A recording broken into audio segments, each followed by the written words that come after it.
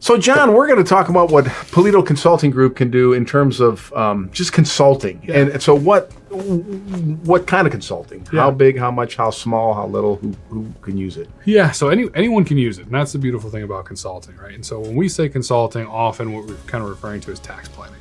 And so if you are changing careers, if you're switching jobs, if you're just coming out of school, right? There are different things that you may or may not be aware of, may or may not know, and we can sit down and we can start talking about those things, right? So if you're changing a career late, let's say, or changing a job, and you're 56, 57 years old, you've got a retirement plan at your current company, well, there's something called the Rule of 55, where if you change companies after you achieve the age of 55, but before you can start taking penalty-free distributions, there's no 10% excise penalty on that rollover, right?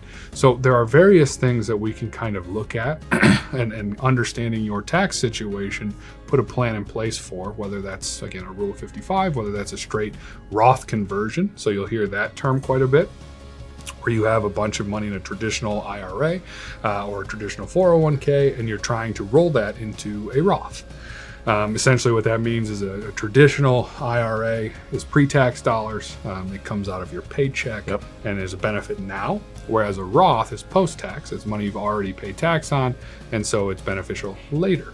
And so some folks, they've taken that benefit now, and now they're trying to transition from that traditional into that Roth.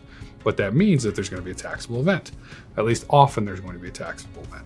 So trying to make sure that we don't have a huge surprise where if we take all of it in 1 year. Can't eat that year. Yeah. So you get ramen noodles and cup of noodles, that's what you get. Could be a good, diet plan. I don't know. That's true. Yeah, you get one meal a day. Yeah. But making sure there's no surprises come April 15th, because again, those are the worst kinds of surprises. If you're expecting one thing to happen, or you're expecting something very similar to what you've had historically, and all of a sudden you owe $50,000 or $100,000, that's a big problem.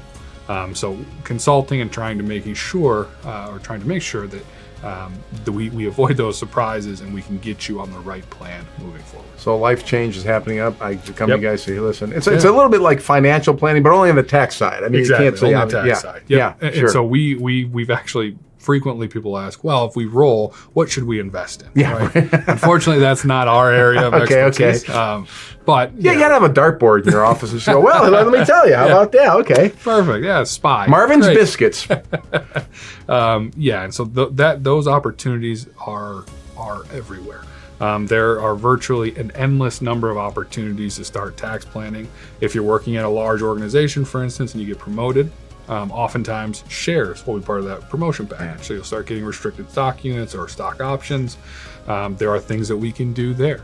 Where do we make something like an 83B election, which is to include all of that in income now for a restricted stock unit as opposed to later when it vests, right? Those are all types of kind of plans and consulting that we can do to ensure that you're not hit with a nasty surprise when the taxable event takes place. Because that's kind of what it's about. That planning is always that. Yes, we see what's coming and again, I know you guys are always up, to all those changes that are coming down the pike from the IRS. So you have that information as well.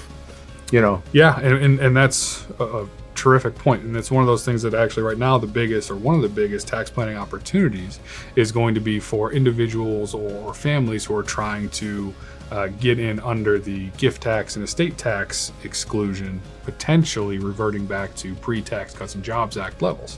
So before 2017, before TCJA, it was about $5-6 million was the amount that you could give away tax-free as a gift or as through your estate in your lifetime. Anything above that ultimately was subject to tax. That tax hits very quickly. It gets the top rate very, very quickly, and that top rate is 40%. So you start, and obviously, right, we know that it's a good problem to have when you're talking about those numbers, but it's still a problem. And so after TCJA, that number doubled. So now all of a sudden we're talking $13 million. And if you have a spouse, $26 million. So making sure that we're getting those gifts made prior to any potential sunsetting provisions, because the Tax Cuts and Jobs Act, one of the things that they did to get it through was they put in sunset provisions where things are going to begin reverting unless they're extended starting in 2025. So there's going to be quite a few changes potentially, including those gift and estate tax limits coming crashing down. And so now some of those plans where, all right, well, maybe we'll wait a few years to make some of these gifts. Now we have to start thinking about them now. Yeah. Yep. Okay. That's no surprises. That's the whole thing. No so surprises. when the best way, when somebody contacts you, do they kind of give you what the change is? And is that typically what it is? Hey, listen, this was my situation. Here's what I'm thinking about doing. Yeah. Now. So we'll often set up a consult. Okay. And so we'll sit down and we'll have a half hour, 45, maybe even an hour long conversation just to get a sense of where you are and, more importantly, where you want to be.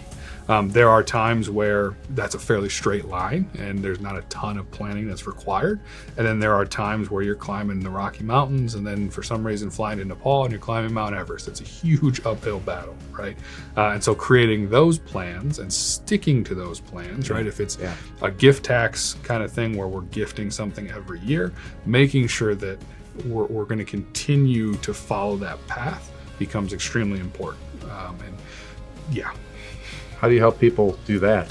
Phone calls and then every year? Did you give that money away? Did you give that $5 million away like we talked about? Yeah, we certainly try. Okay. So there's a lot of touch points, especially if it's a large family, right? Because family dynamics are a real thing. Yeah. And so all of a sudden, one of the siblings is on the outs, or one of some part of a cousin or something who is supposed to get a gift, they're no longer welcome in the family. And so you get this situation where now what do we do with this additional piece, right? Because it was going to be done in such a way to maximize our exclusion on an annual basis or over the course of the lifetime exclusion.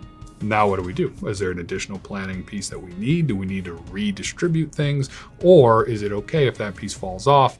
We'll make up for it at a future date. So there's a lot of considerations to be made. A lot of what ifs that you guys what ask. ifs. Yeah, Those beautiful it depends types questions. That's it. Then that's. And if you get too many surprises, you need the depends under your pants. So you don't want that. So what you do want is Pulito Consulting Group. So thanks a lot, John.